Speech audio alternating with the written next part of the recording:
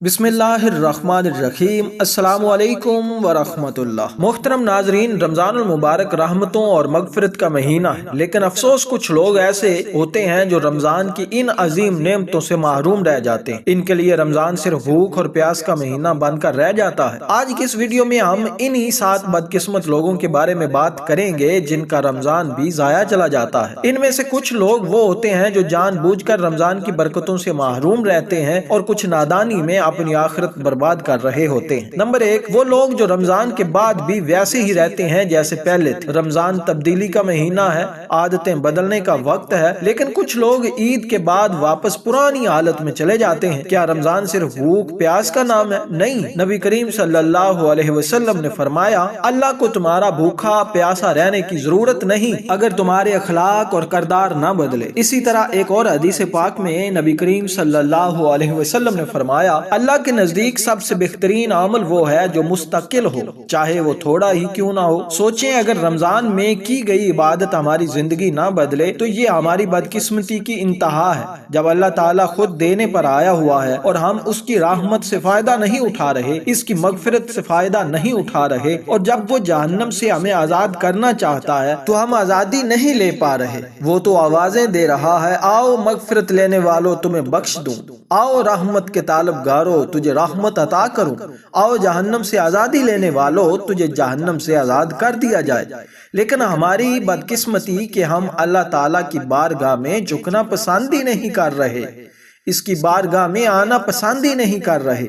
तो वो सबसे बदनसीब शख्स है जो रमजान मुबारक पाने के बाद भी अपनी बख्शिश ना करवा सके।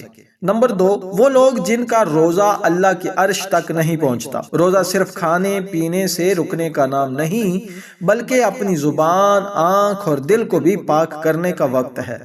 नबी करीम सल्लल्लाहु अलैहि वसल्लम ने फरमाया, कितने ही रोजादार ऐसे हैं जिन्हें इनके रोजे से सिर्फ भूख और प्यास ही हासिल होती है। इसी तरह एक और हदीस पाक में नबी अकरम सल्लल्लाहु अलैहि वसल्लम ने फरमाया, जो शख्स रोजे की हालत में झूठ, धोखा और बुराई से न बचे तो अल्लाह को इसके भूखे रहने की कोई जरूरत नहीं। अगर हमारे अखलाक, जुबान और नीयत नहीं बदली तो रोजा रखना सिर्फ एक रस्म बन जाता है। नंबर 3, वो लोग जो रमजान में भी बंद दरवाजे के पीछे गुनाह करते हैं।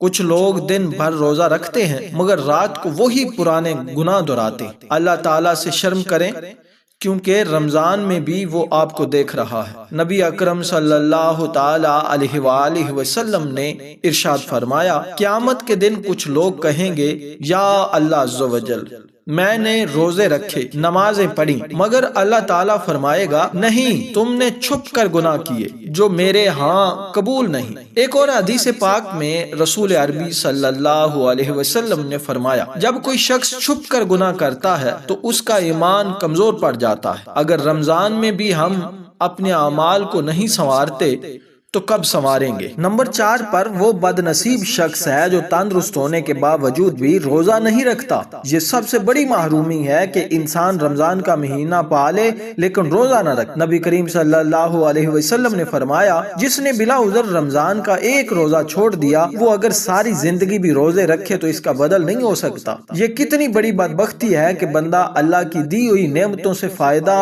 न उठाए और जानबूझकर नाफरमानी करे। एक और हदीस पाक में नबी करीम सल्लल्लाहु अलैहि वसल्लम ने फरमाया, जिसने रमजान में रोजा न रखा वो इस्लाम से दूर होता चला जाता है। अफसोस, ये वो लोग हैं जो खुलेआम खाते पीते हैं और दूसरों को भी तरगीब देते हैं कि छोड़ो रोजा, ये तो बस एक मुश्किल काम है, हालांकि रोजा तो जहन्नम से बचाने के लिए ढाल है। नंबर 5, वो जो नमाज से गाफिल रहते हैं। रोजा रखने के बावजूद अगर कोई बंदा नमाज नहीं पढ़ता तो इसका मतलब है कि वो रोजे की असल रूह से वाकिफ ही नहीं है। नबी करीम सल्लल्लाहु अलैहि वसल्लम ने फरमाया, जो शख्स नमाज को जानबूझकर छोड़ देता है उसका कोई दीन नहीं। ये कितना बड़ा नुकसान है कि बंदा रमजान में भी भूखा प्यासा तो रहे लेकिन अपने रब के सामने सजदा न करे।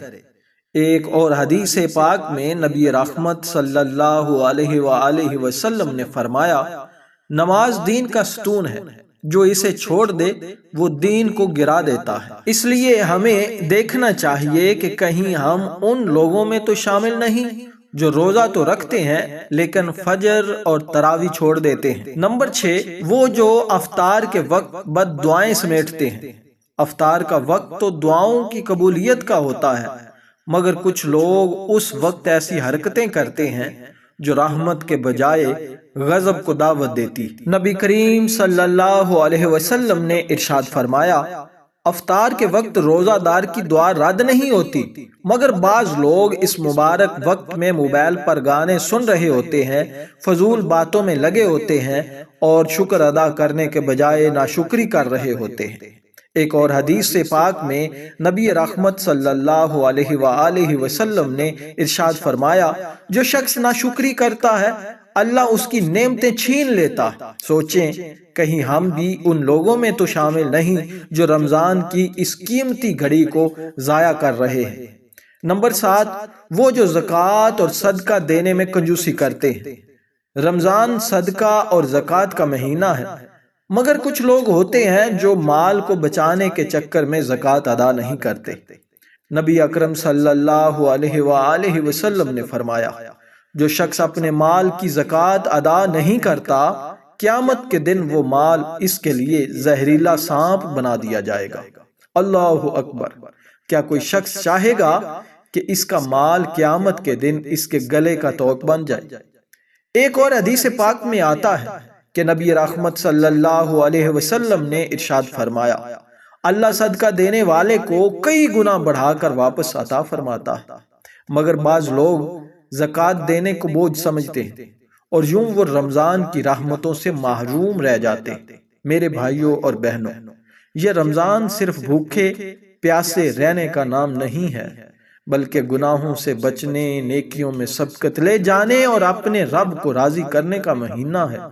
کیا ہم ان 7 بدقسمت لوگوں میں شامل ہیں، یا ہم ان خوش نصیبوں میں شامل ہونا چاہتے ہیں جنہیں رمضان کی سچی برکتیں نصیب ہوں گی؟ فیصلہ ہمارے ہاتھ میں ہے۔ اگر آپ کو یہ ویڈیو پسند آئی تو برائے مہربانی اسے لائک کریں، کیونکہ آپ کا ایک لائک ہمیں مزید محنت کرنے کا حوصلہ دیتا ہے۔ اگر آپ ہمارے چینل پر نئے ہیں تو فوراً سبسکرائب کریں اور ساتھ میں گھنٹی کے بٹن کو دبائیں تاکہ ہماری ہر نئی ویڈیو آپ تک سب سے پہلے پہنچے۔